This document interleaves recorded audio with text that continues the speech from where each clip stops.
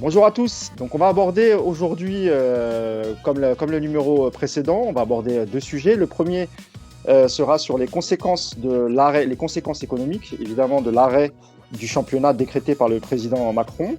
Et en deuxième partie, on fera un débat sur la gouvernance du football français. Donc tout de suite, je vais donner la parole à toi, Jean-Baptiste. Si on regarde le championnat de France de foot aujourd'hui, il va être confronté à des pertes économiques qui vont être considérables. D'abord, il y a 10 journées entières qui ne vont pas être jouées. Et donc, c'est des pertes en termes de billetterie, de sponsoring, c'est des partenariats qui n'iront pas jusqu'au bout.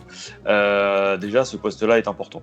Ensuite, il y a la question des droits télé qui n'ont pas été versés par Canal. On estime aujourd'hui à 243 millions la somme qui va manquer à l'ensemble des clubs de L1. Et si on prend le PSG, on estime qu'avec les droits télé et les pertes liées à l'absence de 10 journées, on est à plus de 200 millions d'euros de chiffre d'affaires en moins. Et ça fragilise considérablement les clubs. Je pense à des clubs comme Marseille, je pense à des clubs comme Bordeaux ou Lille. Et puis il y a un dernier point, c'est le marché des transferts, qui va être affecté par justement la récession complète du football européen. Aujourd'hui, on sait à peu près que le football européen a perdu 1,5 milliard d'euros de chiffre d'affaires. C'est autant d'argent qui ne sera pas là pour les transferts. On avait un problème de trésorerie, puisque il n'y avait plus d'activité. Mais ce problème de trésorerie, les clubs ont l'habitude de le gérer, c'est-à-dire ils le gèrent en général en juin et en juillet où il n'y a pas de match. Le problème, là, surtout, c'est que ce n'est plus un problème de trésorerie, c'est un problème financier. Évidemment, la billetterie, c'est fini, on ne récupérera pas. Les droits télé, le manque à gagner, Jean-Baptiste l'a précisé, c'est clair. Le sponsoring, la plupart du temps, les sponsors ont déjà payé, mais ça veut dire qu'il va falloir négocier avec eux, soit des remboursements, soit des avoirs, soit des contreparties. Et donc, ça va impacter le budget de l'année prochaine. Et puis après, le mercato évoqué par Jean-Baptiste, oui, c'est un vrai problème. Le mercato 2019, été 2019, a pesé pour 278 millions d'euros dans les rentrées des clubs français. C'est clair que ça ne va pas être le cas cette année. Et puis, dernier point, c'est qu'on arrête aujourd'hui, nous. Donc, c'est sûr que le dernier quart du championnat, il est perdu. Peut-être pas pour nos voisins. Si on peut comprendre toute la logique sportive de précaution par rapport à la santé des joueurs, tout ça, on peut être d'accord. Mais on était le dernier pays à déconfiner. Donc, on pouvait attendre de voir ce qui se passait chez nos voisins. Parce qu'actuellement, tout le monde essaye de reprendre. Ça va peut-être pas marcher. Mais si ça marche, non seulement nous, on aura perdu, et en plus, les autres vont sauver de l'argent. Donc, on va creuser notre écart. Alors, je vous pose la question à tous les deux, et tu répondras en premier, Jean-Baptiste. Vous considérez donc que la décision prise par le gouvernement était un peu trop hâtive? Est-ce qu'on aurait pu attendre un petit peu? Je pense que la décision du gouvernement, on peut la comprendre, elle est légitime et elle se pose au regard des impératifs sanitaires. Après, il aurait été intéressant et intelligent, mais c'est compliqué d'avoir une décision européenne commune. Parce que là, finalement, on se met dans une situation où on est les premiers, alors que les Espagnols, les Anglais, les Allemands réfléchissent à reprendre. S'ils reprennent et s'ils arrivent à terminer leur championnat, ce qui est loin d'être acquis, faut être honnête. Mais si c'est le cas, je suis complètement d'accord avec Vincent, c'est-à-dire qu'on va littéralement creuser un écart qui était déjà considérable. Et puis surtout, on va se fragiliser tout seul. Après, Roxana Maracineanu l'a dit, le sport n'est pas la priorité. Les enjeux sanitaires et économiques l'emportent. Ça aurait peut-être été bien de considérer le sport à une autre hauteur. Je prends juste un exemple, les courses hippiques vont pouvoir reprendre. Alors, quelle est la différence en termes d'activité entre le foot et les courses hippiques? C'est la capacité à faire du lobbying. Le sujet n'était pas de traiter le sport et le sport professionnel différemment des autres. Mais à partir du 11 mai, on reprend une activité quasi normale. Donc le sujet, c'était pas de reprendre des compétitions le 11 mai. Donc il n'y avait pas d'urgence à prendre la décision là. Moi, je ne dis pas que la décision est mauvaise. Je dis que le timing n'est pas bon. C'est ça la nuance.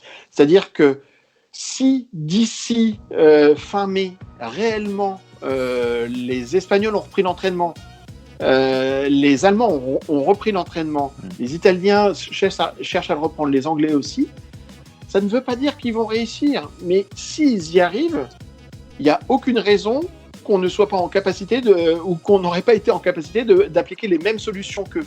Alors, une dernière chose concernant ce débat, le président Le Gret souhaite malgré tout, et le président de la Ligue aussi, Didier Quillot, souhaite jouer les deux finales, donc Coupe de France pour Le Gret et Coupe de la Ligue pour Quillot.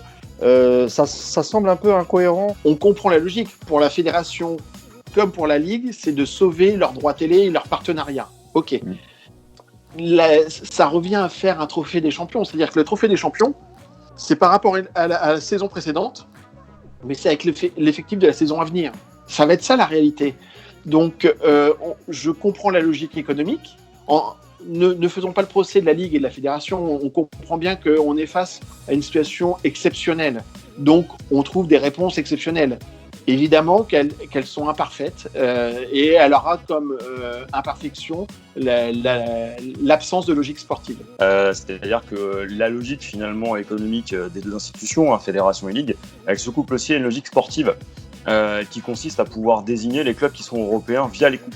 Et là où effectivement c'est incohérent, c'est que si on joue encore avec des effectifs 2020-2021, on se retrouvera dans une situation où les clubs les plus riches et les plus favorisés vont avoir plus de chances via les coupes de disputer finalement ces trophées. On va passer, si vous le voulez bien, au deuxième sujet qui concerne la gouvernance dans le football français.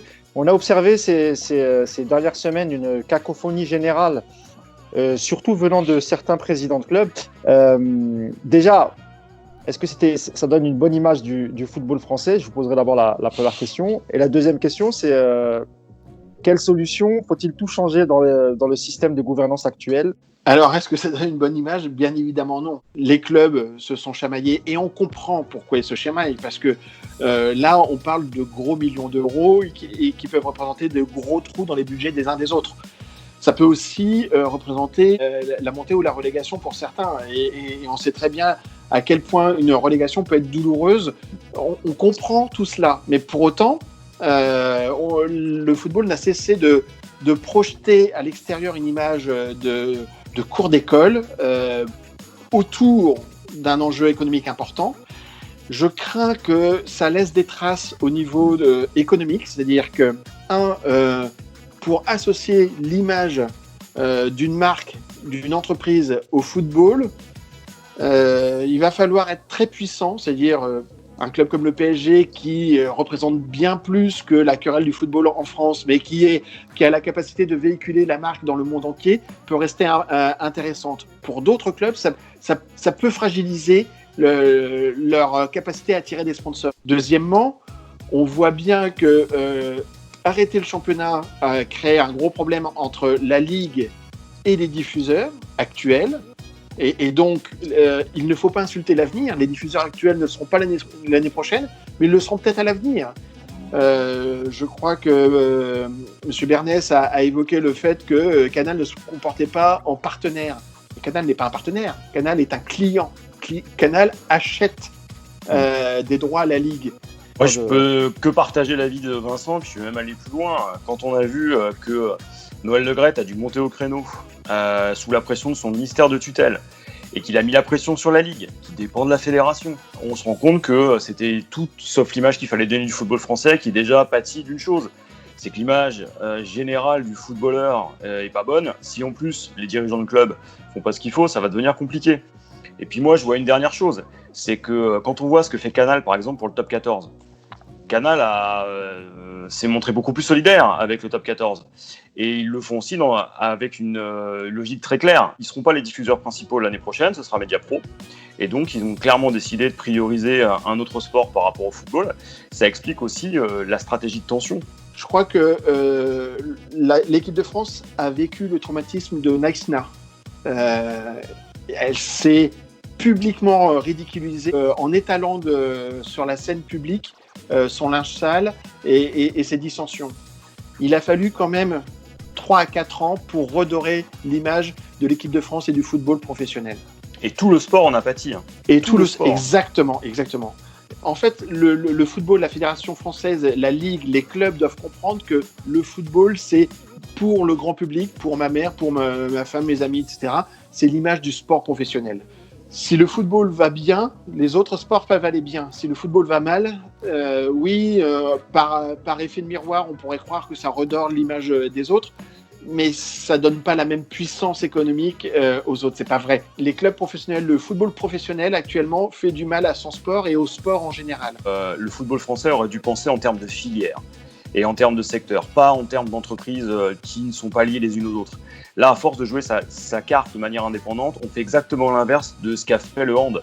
Le hand, ils sont pas embarrassés de détails, hein. Ils ont clôturé la saison, ils ont choisi les représentants pour le Final Four de Ligue des Champions, et puis vous n'avez pas eu de voix discordante. Alors évidemment, ceux qui sont partenus sont mécontents, mais médiatiquement, publiquement, ils se sont mis d'accord parce que ce qui compte, c'est de sauver le hand européen et pas de privilégier tel ou tel club. Il ne faut pas oublier non plus que ça va toucher certes les clubs, le foot, le sport professionnel, mais aussi les médias qui parlent de sport.